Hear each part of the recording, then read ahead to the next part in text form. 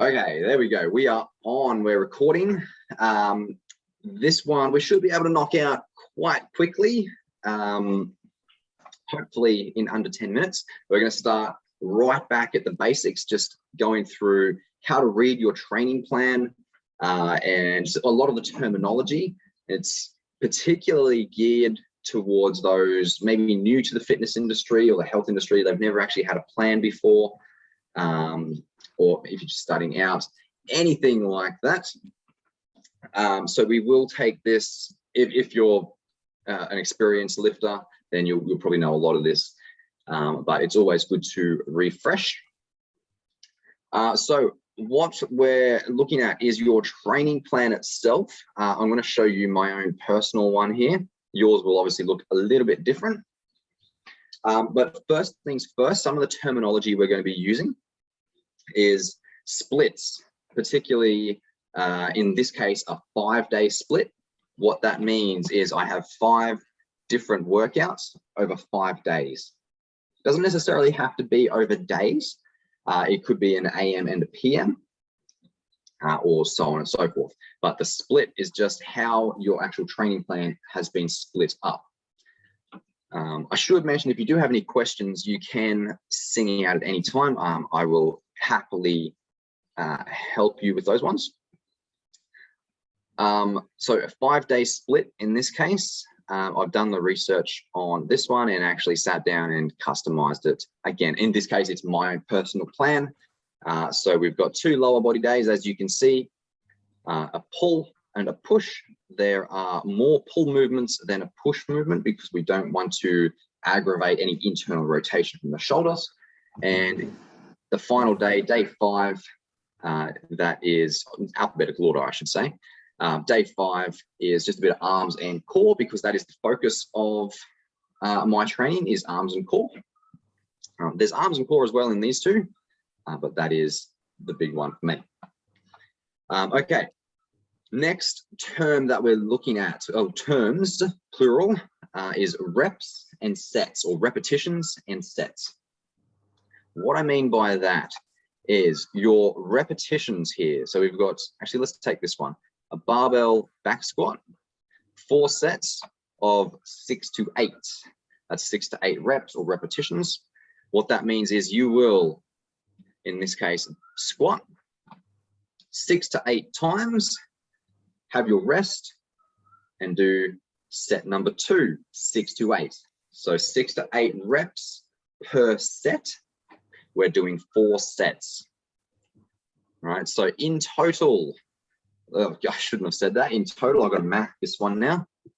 You will do 24 to 32 reps, thereabouts. I've got the round of applause. I can handle that. That is all you're doing for squats, or all I will be doing for squats. Okay, following so far. You will have your rest period in there, and I can't bring that up on this particular layout, but there is a rest period. You'll do set 1, rest, set 2, rest, set 3, rest, set 4, or rest and change exercises. In this case anyway, yours will obviously look different, as you can see through the rest of the plan here. 2 sets, 8 to 10 repetitions, 3 sets, 10 to 12, 3 by 10 to 12, 2 by 8 to 10, and 2 by 12 to 15. Okay, that's a leg day. It usually takes probably about an hour 15, I would say. That's reps and sets. Your next one here, this is tempo, a 203. Some coaches use a 4-digit number. In this case, it would be 2030. I've always learned as 3. A 3-digit term. So that's your tempo, 203, meaning your first one here, the 2, that is your contraction. So that's shortening of the muscle, the targeted muscle.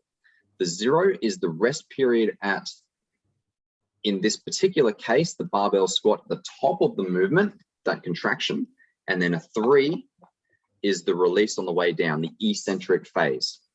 So it's stand up for 2, no pause at the top, and control it for 3 on the way down as your pace there. Now, each exercise, whether or not you start in the contracted position, the shortened position like a squat, or let's say your leg extension where you start in the stretched position, they will all change.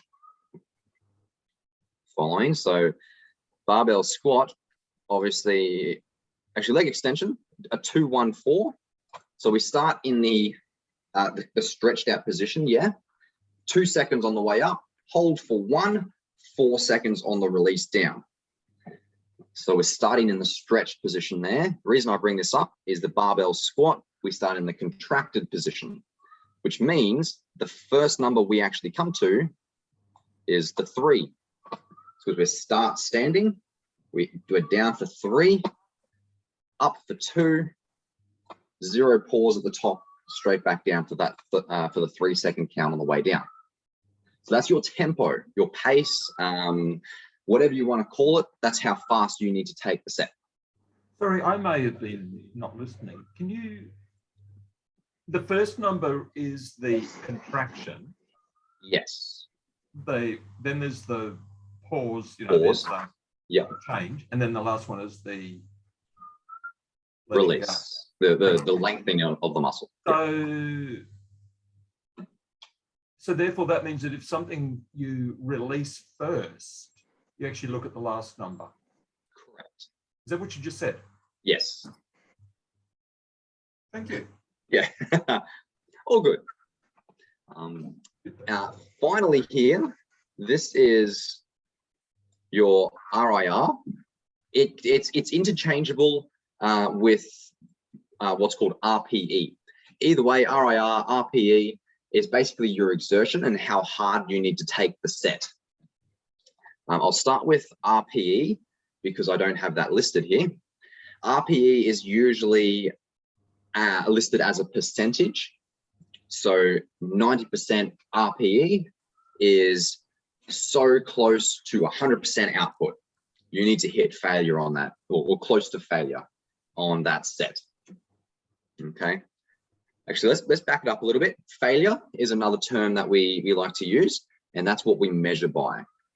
It is when failure is either a 0 RIR or a 100% RPE. It is when you physically cannot lift the weight with good form under your own power. That is failure. Failure is not a bad thing in this industry. That's what we strive to get for physically, or that's what we base our training around, is failure. Meaning your 90% RPE is pretty damn close to hitting that failure point where you physically can't do another rep. Same concept here, your 1 RIR. So what that RIR actually means is reps in reserve. Now, I like to use RIR with strength training for any sort of cardio based movements, like specific cardio. A lot of the prep guys usually, or will do a little bit of cardio when like towards the end of their shows. Cardio, I usually use RPE, but strength training, RIR, reps in reserve. So what that means is your 6 to 8 here. By the time you finish your set, you should still have 1 rep in reserve. Meaning, if I was to hit failure, my failure should come between reps 7 to 9. With me so far? So it's a 6 to 8 rep set. Failure needs to occur between 7 and 9. Hence the 6 to 8, 1 rep in reserve. Okay. All good with that one? Excellent. Did we have any questions so far? Perfect. Awesome. So that is basically the bones of it. The bones of your training program, some of the terminology you will use. There's a lot more involved with it when you get into the nitty-gritty stuff. But it's basically that's it. That's really all you need to know. Posture wise, that's a whole different video, so I won't really get into that tonight. But as far as reading your plan goes, that should help you out, or hopefully, fingers crossed, helps you out quite a bit. Awesome. We did knock that out quite quickly. It sure beat last week's. Went a bit over last week. That's okay. Were there any questions before we wrap all this up? Anyone want me to expand on a few things?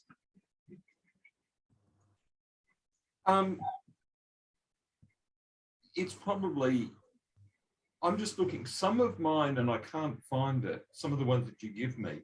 Yes. Say, you know, there's so many reps at a fill in the blank kilos. Yes. But like the only one I can find so far and was things like pull-ups. And so is that when you're recording that, is that just whatever your weight is like? Things like pull-ups, push-ups, body weight movements. Let's just see what I've got in here. I would leave that as a blank or a 0 because they are body weight. It's when you start adding weight to them that's where you can start loading it all in. Stop me, let me do it. I was hoping I'd have one there.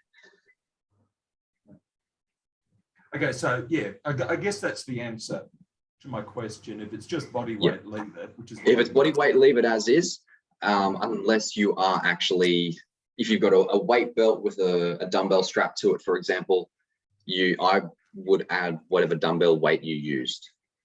So otherwise, you're going to be jumping on the scales every workout. You should be tracking your weight daily anyway. But yeah, you got to sort of try and take it to the workout side of things. Sounds cool. Sounds very cool. Excellent.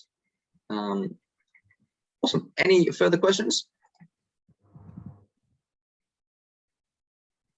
And the other one, which I think, when there's 5 sets and then you've got numbers, you know, 20, 15, 15, 10, 10, that's just 20 reps, 15, 15, 10, 10, isn't it?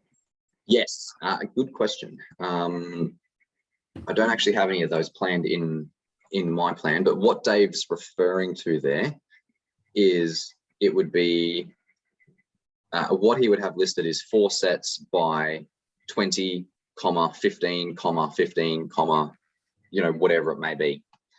That would be set number 1 would be 20, set number 2, 15, set number 3, 15, or whatever those numbers may be. So it's not a rep range. Still go pretty close to that number.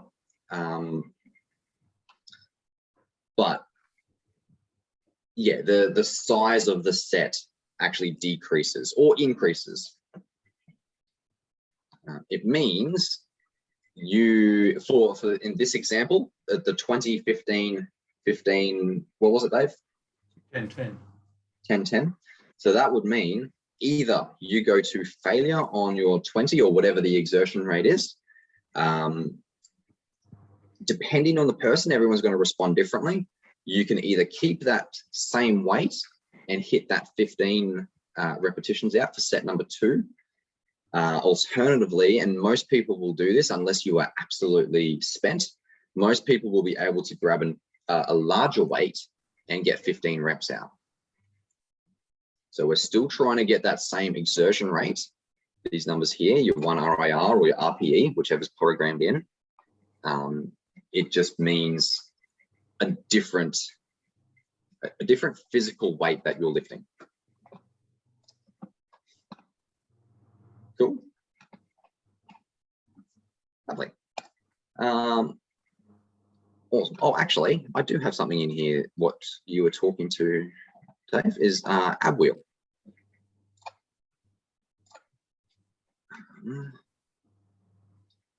Where are we?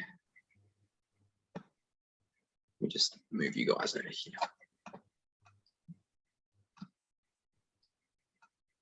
This one. So that's what you would be looking at here. That's just the reps. It's not exactly what you're referring to, but as you loaded it in, that's what would have shown up. So because it's an ab wheel, I can't actually load in a weight.